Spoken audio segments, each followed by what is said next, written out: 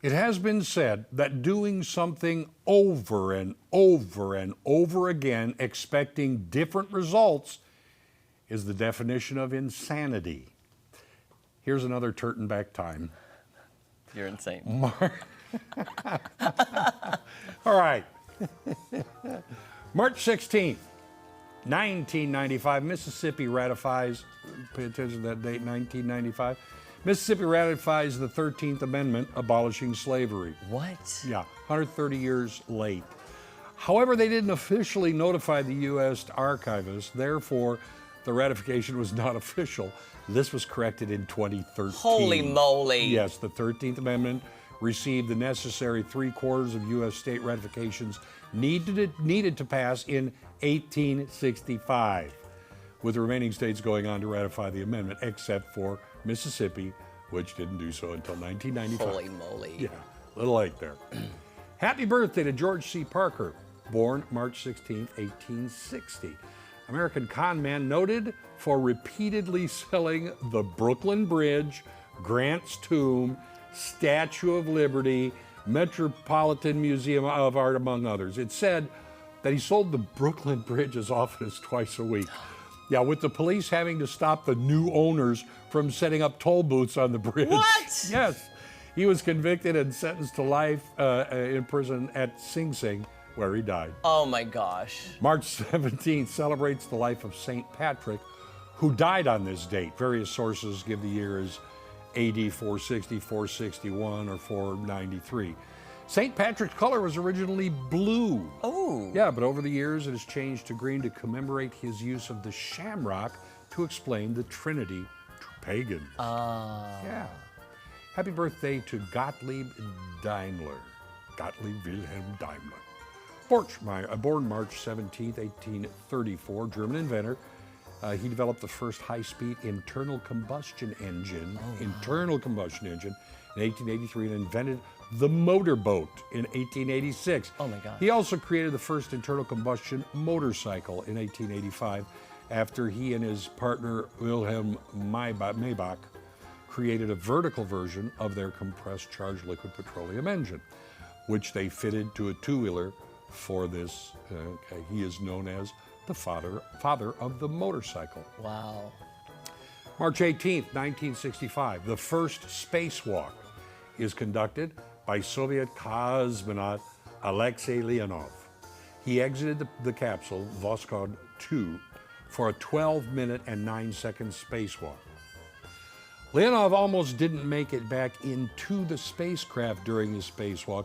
His spacesuit had inflated in the vacuum of space to the point where he could not fit back through the door, through the airlock.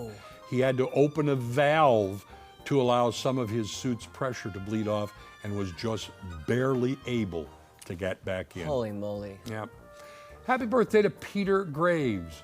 Peter Deusler Arnes, born March 18th, 1926, American actor, TV Mission Impossible from 67 to 73, the original Jim Phelps. Yeah. Airplane, you remember him, the pilot in Airplane. His older brother was actor James Arness of Gunsmoke fame. Oh, he'd be 100. Wow. Yeah. March 19, 1916. 18 Curtiss JN-3s, I think they called them Jennies, their airplanes take off in pursuit of Mexican revolutionary Pancho Villa. Although 2 were lost on the flight to the advanced camp at Colonia, Dublin, where they were supporting a mission of 7,000 U.S. troops who had invaded Mexico with orders to capture Villa, dead or alive. They pursued Villa until February of 1917, killing 190 of his men, but Villa survived the assault. Wow. And if I'm not mistaken, one of the earliest movies actually has Pancho Villa in it. Oh, my mom tells a joke about Pancho Villa. I can't remember it though. Oh, yeah. Okay. I don't know. I don't know. Happy birthday to Patrick McGowan, born March 19, 1928. American-born Irish Emmy-winning actor. Luckily for Sean Connery, in '62, McGowan turned down the role of James Bond. What? Listen to this. Later, he also turned down the roles of Gandalf in Lord of the Rings and Dumbledore in Harry Potter film. He's an idiot. Sorry, no offense. You got to question it. You have to. All right. March 20th, 1907, Mary Malone is apprehended, or Malone, I'm not sure, in New York. She was known as Typhoid Mary. Malone was the first recorded U.S. case of a healthy carrier of typhoid.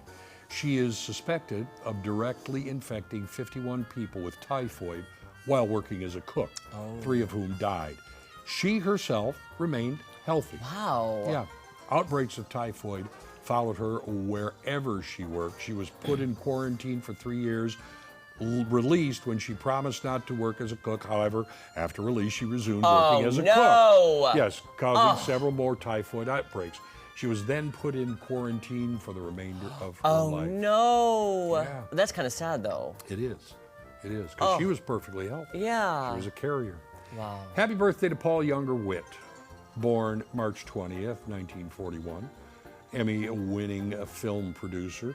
He, with his partners, Susan Harris, his wife. Now you make the connection. I do. Yes, I sure do. Tony Thomas produced a number of hit TV shows, including The Partridge Family, The Golden Girls, Soap, and Empty Nest. Witt also produced the films Dead Poet Society and the TV movie Brian's Song. As soon as you said Susan Harris, I knew exactly who you're talking about. Okay, finally, what is leafy, nutritious, and invisible?